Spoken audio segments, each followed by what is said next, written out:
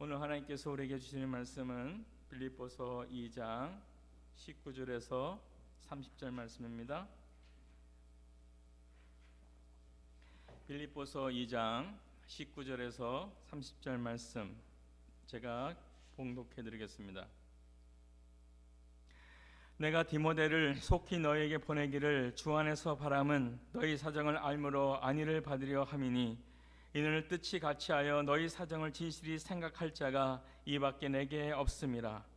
저희가 다 자기 일을 구하고 그리스도 예수의 일을 구하지 아니하되 디모데의 연단을 너희가 안 하니 자식이 아비에게 함같이 나와 함께 복음을 위하여 수고하였느니라. 그러므로 내가 내 일이 어떻게 될 것을 보아서 곧 이 사람을 보내기를 바라고 나도 속히 가기를 주 안에서 확신하노라. 그러나 에바브로 디도를 너에게 보내는 것이 필요한 줄로 생각하노니 그는 나의 형제와 함께 수고하고 함께 군사된 자요 너희 사자로 나의 쓸 것을 돕는 자라. 그가 너희 무리를 간절히 사모하고 자기 병든 것을 저희가 들은 줄을 알고 심히 근심한지라. 저가 병들어 죽게 되었으나 하나님이 저를 긍휼히 여기셨고 저뿐 아니라 또 나를 긍휼히 여기사 내 근심에 근심을 면하게 하셨느니라. 그러므로 내가 더욱 급히 저를 보낸 것은 너희로 저를 다시 보고 기뻐하게 하며 내 근심도 덜게 함이니 그러므로 너희가 주 안에서 모든 기쁨으로 저를 영접하고 또한 이와 같은 저를 존귀히 여기라. 저가 그리스도의 일을 위하여 죽기에 이르러도 자기 목숨을 돌보지 아니한 것은 나를 섬기는 너희의 일에 부족함을 채우려 함이니라. 아멘. 오늘은 우리들이 본받아야 할 그리스도인의 삶의 태도라는 제목으로 함께 은혜를 나누고자 합니다. 오늘 말씀의 내용을 요약하면 이래요. 빌립보 교회는 옥에 갇혀 있는 바울을 위해서 그를 돌보고 또 선교에 일한 그 헌금을 에바브로디도의 편에 보냅니다. 그런데 이 에바브로디도가 온 지 얼마 안 돼서 거의 죽을 병에 걸려요. 그래서 고생을 하다가 거의 죽음 직전에까지 갔지만 하나님의 은혜로 살아나게 됩니다. 그래서 바울은 이 에바브로디도를 파송한 빌립보 교회가 염려하고 걱정할 것을 생각해서 그를 다시 돌려보내기로 해요. 그런데 이를 돌려보내면서 또 디모데를 함께 보내려고 해요. 왜냐하면 디모데를 통하여서 그 빌립보 교회를 위로하고 그리고 힘을 주기 위해서고 또 그 빌립보 교회의 소식을 듣고 본인 자신도 위로를 받기 위해서 이 디모데를 보낸다는 내용이 오늘 본문의 내용이에요. 그런데 이 본문을 보면서 우리들이 본받아야 할 그리스도의 인의 삶의 태도가 보이기 때문에 오늘 이것을 함께 우리가 나누고자 합니다. 첫 번째로 우리가 본받아야 될 그리스도인의 삶의 태도는 주 안에서 바라고 확신하며 산 바울의 삶에서 볼 수 있습니다. 19절 24절을 보면 이렇게 돼 있죠. 내가 디모데를 속히 너에게 보내기를 주 안에서 바람은 나의 사정을 알므로 안위를 받으려 함이니 나도 속히 가기를 주 안에서 확신하노라. 주님 안에서 모든 일을 바라고 있다는 것이고요. 주님 안에서 지금 확신한다는 게 바울의 모습이에요. 빌립보서 1장 21절 상반절을 보면 내가 사는 것이 그리스도니라고 고백을 바울이 했어요. 이처럼 그의 삶은 바로 그리스도의 삶인 것이에요. 그리고 그가 가진 그 열망은 바로 그리스도의 열망이라는 얘기를 지금 하고 있는 것입니다. 무엇이 되기를 바라고 무엇인가 확신을 갖고 있는 동기나 판단의 기준이 자기의 만족이나 자기의 이익이 아니라 주님이라는 것을 얘기하는 것이에요. 그래서 무엇을 하고 무엇을 바랄까를 생각할 때마다 정말 이것을 통해 정말 주님께서 기뻐하실 수 있는가를 고민했던 게 바울입니다. 바울은 이런 생각을 갖고 옥에 갇혀 있는 자신인데 뭔가를 결정했어요. 그것이 뭡니까? 조금 전에 제가 설명을 드린 것처럼 자기와 함께 있는 디모데를 빌립보 교회로 보내는 것이었어요. 바울은 그 당시 감옥의 일종인 로마의 셋집에 갇혀 있었습니다. 집 형식으로 되어 있지만 거기 로마 병사가 지키고 있기 때문에 밖으로 나갈 수는 없지만 다른 사람이 안에 들어와서 그를 만날 수는 있는 그런 구조예요. 여기 있으면서 그는 이 디모데가 굉장한 가까운 사이이기 때문에 위로가 되는 사람이 있습니다. 그리고 디모데가 옆에 있으면 기쁨을 누릴 수 있는 그런 사람이 있어요. 그런데 이렇게 자기한테 힘이 되고 기쁨이 되고 이야기 동무가 되고 사역의 동역자가 되는 그 디모데를 기꺼이 다른 사람의 유익을 위해서 보내는 결정을 했다는 것이에요. 자기의 유익을 포기했다는 것입니다. 왜 이 빌립보 교회에 디모데를 보내려 한 것인가요? 빌립보 교회는 그 당시에 분열의 조짐이 보이고 있었어요. 어려운 상황이죠. 그런데도 불구하고 지도자로 있었던 에바브로디도를 지금 보내준 거예요. 바울을 위로하고 격려하기 위해서. 그래서 바울은 디모데를 그들에게 다시 보내므로 이 분열의 문제를 해결하고 그들에게 영적인 어떤 도움을 주고 영적으로 회복해주고 그들에게 안위를 주기 위해서 또 바울의 소식을 전달해 주기 위해서 디모데를 보내기를 원했다는 것이에요. 그리고 그들의 소식을 듣고 자기도 안위를 받기를 원했다는 것이에요. 이게 무슨 마음입니까? 그들을 향한 간절한 마음이 있었다는 것이에요. 그들이 영적으로 자라고 이 교회가 온전히 서가고 여기에 극심한 관심을 갖고 있었다는 것을 알 수 있는 것이에요. 바로 이 사랑의 마음이 그의 삶의 원동력이 된 것이에요. 그렇기 때문에 자기의 이기심을 채우기보다는 다른 사람의 유익을 먼저 생각해서 디모데를 보내는 결정을 한 거라는 것이에요.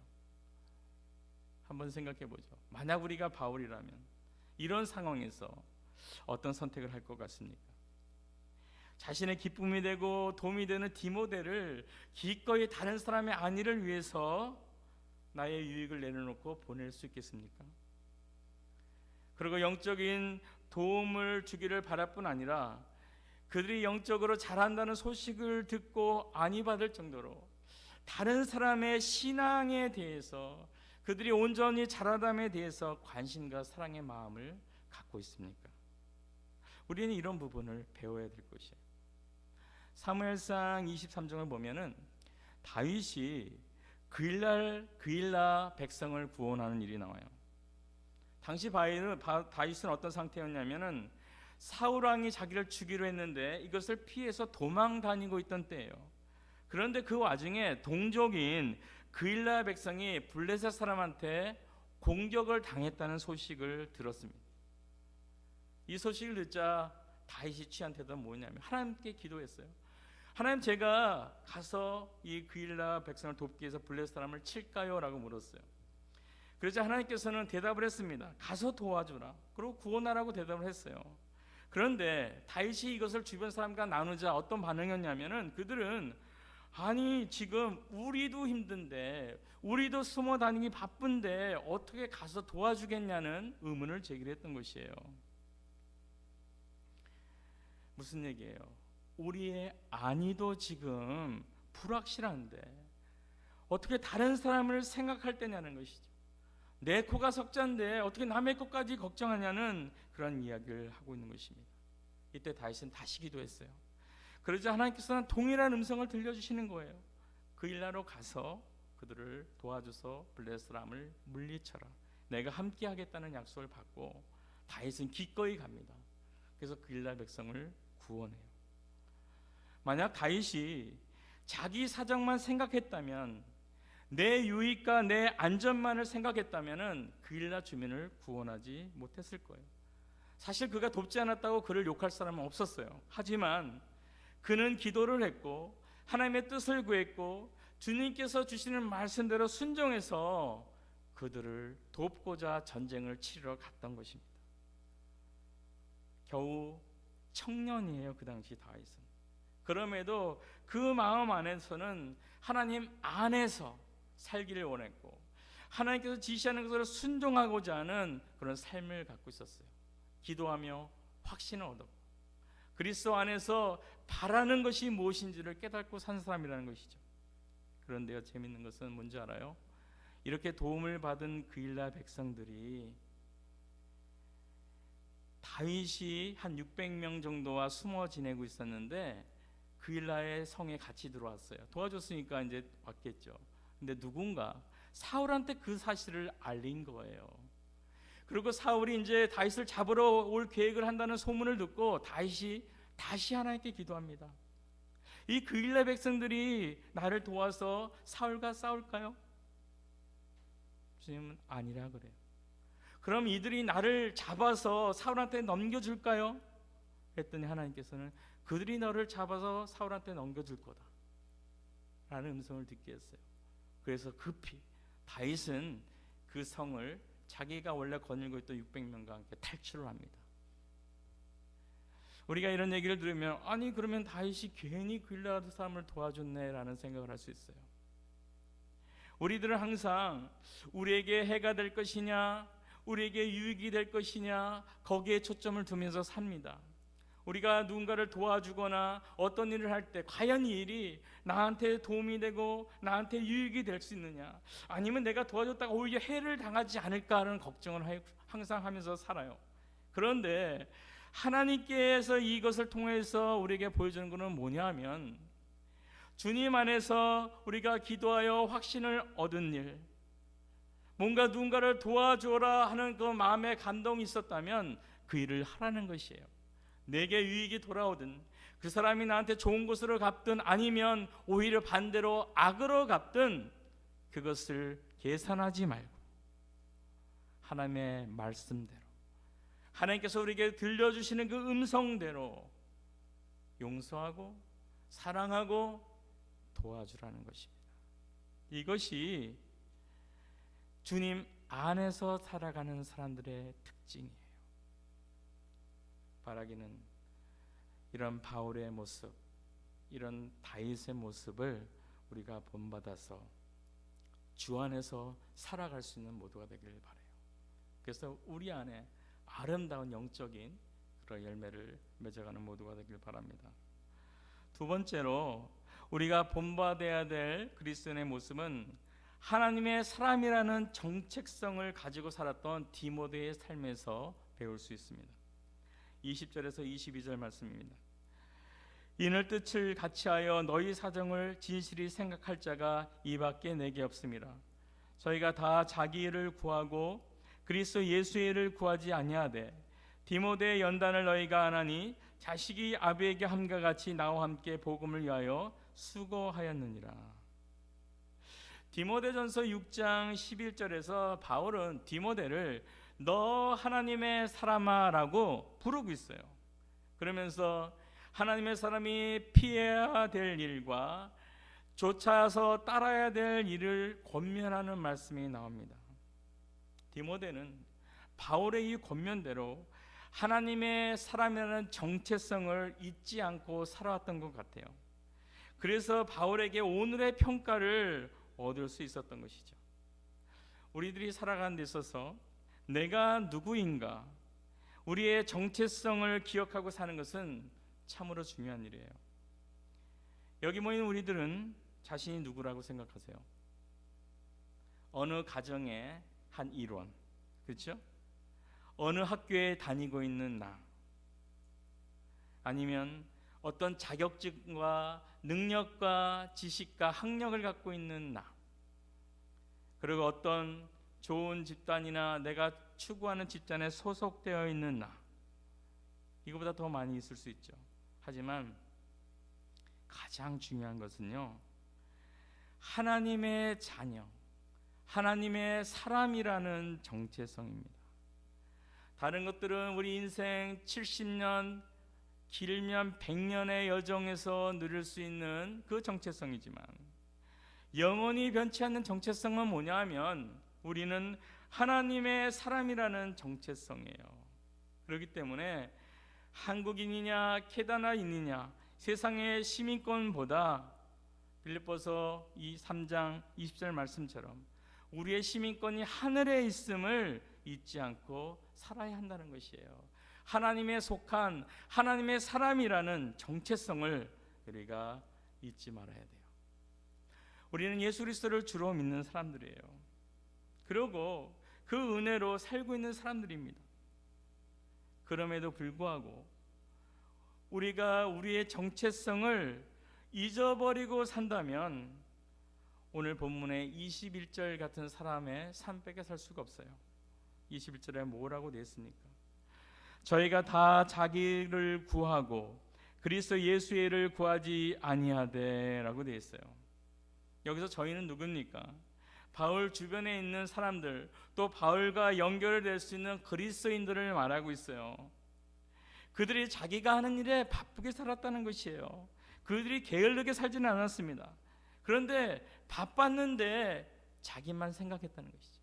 조금 더 확대해 보면 자기 가족 그리고 자기가 속한 공동체 일로 바빴다는 것이에요. 그래서 다른 공동체나 다른 사람의 영적인 성장과 그들을 돕고 위로하는 데는 관심이 부족했다는 것을 얘기하고 있습니다. 예수 그리스도의 일을 구하지 않았다는 것이죠. 주님께서 마태복음 6장 33절에서 뭐라고 했습니까? 너희는 먼저 그의 나라와 그의 의를 구하라. 그리하면 이 모든 것을 너에게 더하시리라. 우리가 외우고 있는 말씀일 거예요. 너무나 익숙한 말씀입니다. 하나님께서는 모든 것을 더하여 주신다는 약속까지 해가면서 그의 나라와 그의 의를 구하는 삶을 살아라. 무엇을 먹을지 마실지 입을지 이런 것들은 이방인들이 구하는 거니까 여기에 집중하지 말라고 이야기하는데요. 우리의 정체성이 누구는지 하나님의 사람이라는 것을 잊어버리고 살면은 우리는 먹고 마시고 입는 것에 집중하여 살아갈 수밖에 없는 약한 존재라는 것을 알아야 돼요. 이방인이 구하는 것을 구하게 됩니다. 물론 지금 바울이 있는 감옥에서 빌립보 교회까지 가는 길이는 먼 거리예요. 그리고 위험한 일입니다. 그런데요, 중요한 것이 뭡니까? 다른 사람에 대한 관심과 사랑의 마음이에요. 이것이 부족하다는 것을 지금 보여주고 있는 그 본문이에요. 사실 우리가 정말 관심과 누군가를 사랑하고 있다면요, 없는 시간도 만들어내는 게 우리들이에요. 그리고 위험한 일이라도 그것을 무릅쓰고 그 일을 해내는 게 우리들인 것이에요. 2장 2절에 보면은 한 마음을 품으라 있고 4장 2절에 보면은 내가 유오디아를 권하고 순두개를 권하노니 주 안에서 같은 마음을 품으라, 이렇게 이름까지 거론하면서 같은 마음을 품으라는 내용이 빌립보에 나와 있어요. 무슨 얘기예요? 빌립보 교회가 지금 분열의 조짐을 보이고 있는 어려운 상황이라는 것이죠. 이런 빌립보 교회의 사정을 진실하게 생각하고 도움을 주고자 하는 마음을 가진 자가 그때 디모데 밖에 없었다는 것이 이 바울이 너무나 답답한 심정으로 얘기하고 있는 부분이에요. 20절에 이렇게 얘기했잖아요. 이는 뜻을 같이하여 너희 사정을 진실히 생각할 자가 디모데 밖에 없다. 주님도 오늘날 동일하게 디모데 같은 그리스도인들을 찾습니다.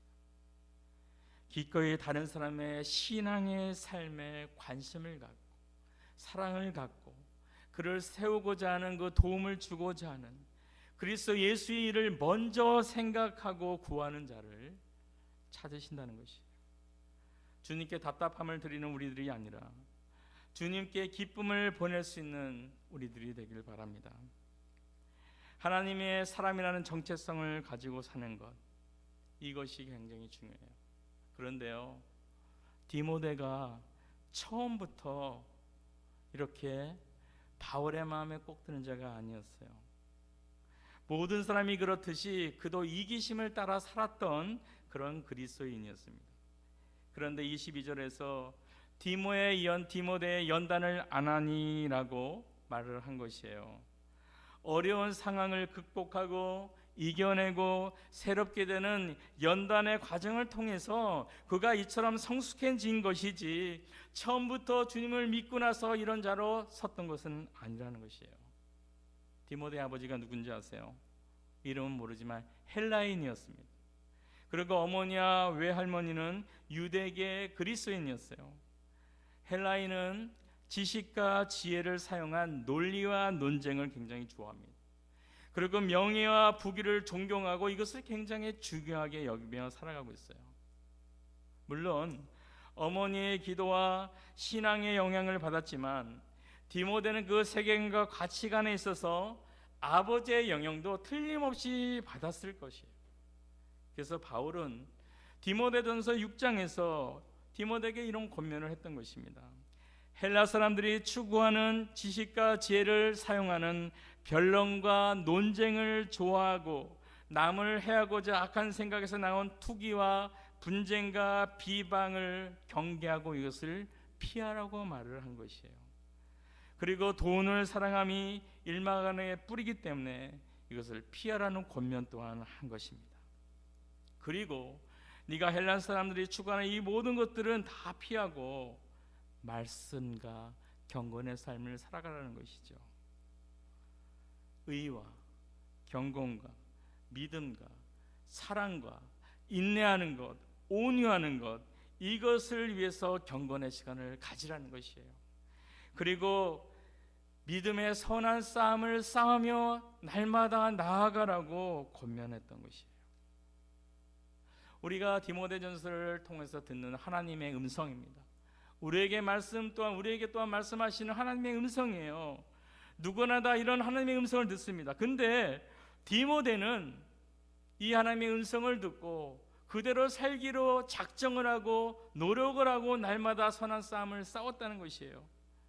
그가 헬라 사람의 정체성과 하나님 사람의 정체성 사이에서 얼마나 많은 마음의 연단의 과정이 있었겠어요. 얼마나 헬라 사람들의 상식대로 살고 싶은 그 마음과 하나님의 말씀대로 또한 살아가야 되겠다는 그 사이에서 갈등을 했겠습니까? 그런 날마다의 영적 싸움에서 성령을 의지하는 것을 배웠다는 것입니다. 성령을 의지하고 기도하면서 자기를 처복종시키면서 서서히 변화가 되어서 오늘 본문에 바울이 인정할 정도의 사람이 되어 있었다는 것입니다. 그리스도 예수를 먼저 구하는 사람, 빌립보 교회의 사정을 알고 진실이 생각할 만한 다른 사람과 다른 공동체에 대한 사랑과 관심이 가진 사람, 그리고 복음을 위해서 기꺼이 수고하는 사람의 모습으로 그는 성숙될 수 있었다는 것이죠. 누가복음 9장 23절에 주님은 이러한 명령을 우리에게 주셨습니다. 아무든지 나를 따르려거든 자기를 부인하고 날마다 제 십자가를 지고 나를 쫓을 것이니라. 하나님의 사람이라는 정체성을 가지고 날마다 나의 십자가를 지고 주님을 쫓을 때 우리의 삶 가운데 예수님의 일을 먼저 구하는 자로, 다른 사람과 공동체에 대한 관심과 사랑의 마음으로 돕고 사는 자로, 복음을 기꺼이 수고하며 전달할 수 있는 그런 온전한 그리스도의 모습으로 살아갈 수 있다는 것이죠. 바라기는 이 디모데의 그리스도인의 삶을 본받아서 우리도 아름다운 열매로 주님께 드릴 수 있는 모두가 되길 바랍니다. 끝으로 우리들이 생각할 것은 그리스도를 위하여 충성된 일꾼 디바브로의 그 삶과 실패자를 기꺼이 기쁨과 사랑으로 영접해 준 빌립보 교회의 그 삶의 모습에서 우리가 배울 점이 있어요. 27절을 보면은 저는 병들어 죽게 되었으나 하나님이 저를 긍휼히 여기셨고 라고 했고, 30절은 저가 그리스도의 일을 위하여 죽기에 이르러도 자기 목숨을 돌아보지 아니한 것이라고 기록되어 있습니다. 에바브로디도는 이처럼 그리스도를 위하여 죽기에 이르기까지 자기를 돌보지 않고 충성되게 충실되게 열심히 일했던 사람이에요. 계시록 2장 10절을 보면 하반절에 죽도록 충성하라, 그러면 내가 생명의 면류관을 내게 주리라는 말씀이 있어요. 이 말씀대로 그의 삶 가운데 죽도록 충성했던 모습을 보여준 분이 바로 이 에바브라디도예요. 틀림없이 이런 충성은 그가 날마다 말씀에 순종하는 모습에서 나왔을 거예요.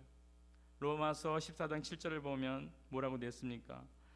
우리 중에 누구든지 자기를 위하여 사는 자가 없고 자기를 위하여 죽는 자도 없도다. 우리가 살아도 주를 위하여 살고 죽어도 주를 위하여 죽나니 그러므로 살아 죽으나 우리가 주의 것이로다. 우리가 사는 것은 우리가 사는 것이 아니라는 것이죠. 왜냐하면 우리가 주님의 것이기 때문이에요. 사실 본래 우리는 하나님의 것이었어요. 그런데 하나님에 속해 있던 우리들이 아담의 범죄로 말미암아서 전혀 소망이 없는 죄의 종이 된 것이에요. 그리고 죽음의 권세 안에서 신음하면서 살아가게 됐던 그런 우리들이었습니다. 그런데 예수님께서 우리의 모든 죄를 대속하시고 십자가에 죽으시고 우리가 이것을 믿음으로 우리에게 구원한 영원한 생명이 주어졌고 하나님의 아들이 되는 은혜가 우리에게 온 것이에요. 무슨 얘기예요? 우리는 다시 하나님의 자리로 돌아왔다는 것입니다. 하나님의 사람의 자리로 돌아왔다는 것이에요. 이런 주님의 은혜에 감사하면서 이제 스스로 내가 주를 위해서 살겠다는 고백을 하는 것이 조금 전에 읽은 로마서 14장 7절 8절의 내용입니다. 구원에 감사해서 충성이 나올 수 있는 것이에요. 죽기까지 충성한다는 것은 우리 모두가 죽어야 된다는 의미는 아니에요. 혹시라도 믿음을 지키기 위해 죽게 되는 상황이 다가온다 할지라도 우리의 마음이 흔들리지 말고 변치 말고 끝까지 주님께 충성하라는 의미입니다. 쉽지 않지요. 어쩌면 내가 주를 위해서 죽는다는 거에 대해서는 생각하고 싶지조차도 않은 그런 내용인지도 몰라요. 우리는 어쩌면 마음에서 이것을 거부하고 있는지도 모릅니다.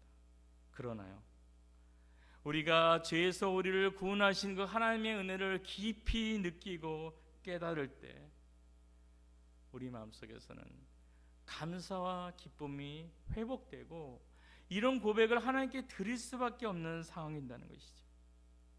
이거를 위해서 우리는 점점 깊은 하나님과 교제가 필요한 것이에요. 말씀을 보면서 우리가 얼마나 큰 죄인인지를 깨닫는 날마다의 우리 삶을 바라보고 우리 삶을 돌아볼 수 있는 그런 시간이 필요하다는 것입니다. 구약의 다니엘의 세 친구가 바로 이런 충성을 보여준 거 아니에요?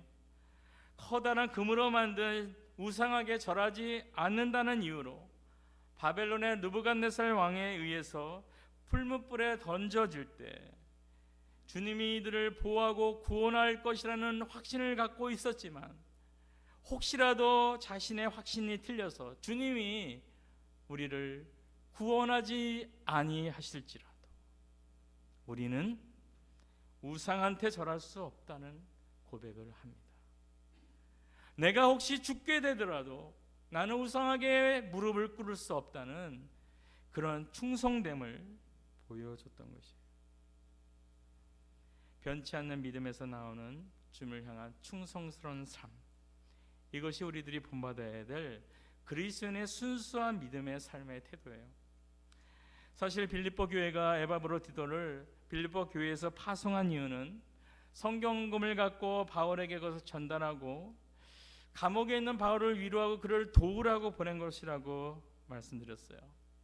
근데 참으로 안타까운 게 온 지 얼마 안 돼서 그는 병이 들었어요. 그래서 죽을 위기에 처합니다. 오히려 바울을 돕기 위해서 왔는데 바울의 짐이 되고 말았어요. 그리고 그를 파송한 빌립보 교회는 근심에 빠졌습니다. 아니 우리 지도자가 혹시 어떻게 되지는 않을까? 또 우리가 바울을 돕고자 보냈는데 오히려 바울한테 이게 짐이 됐네라는 그런 불편한 마음과 불안한 마음, 걱정이 넘쳤다는 것입니다. 사역의 실패라고 볼 수 있는 그런 상황이었어요.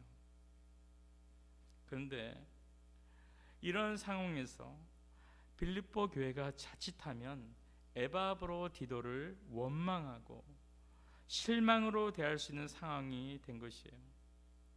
가서 도우라고 위로하고 보냈는데 오히려 짐이 됐다는 그런 질책을 할 수 있는 상황인 것이죠. 이때 바울은 빌립보 교회를 가르쳤습니다. 너희들이 에바브로디도를 어떻게 대해야 될지를 가르쳤어요. 그게 본문의 28절에서 30절의 말씀입니다. 그러므로 내가 더욱 급히 저를 보낸 것은 너희로 저를 다시 보고 기쁘게 하며 내 근심도 덜게 함이니, 이러므로 너희가 주 안에서 모든 기쁨으로 저를 영접하고 또한 이와 같은 자들을 존귀히 여기라. 저가 그리스도의 일을 위하여 죽기에 이르러도 자기 목숨을 돌아보지 아니한 것은 나를 섬기는 너희의 일에 부족함을 채우려 함이라. 먼저 바울은 설명을 합니다. 그가 병이 낫자마자 교회로 돌아갈 수밖에 없게 된 이유는 너희가 근심하는 것을 덜어주기 위한 것이지, 그가 바울에게 필요가 없어서 보낸 것이 아니라는 것을 먼저 설명해 주고 있어요.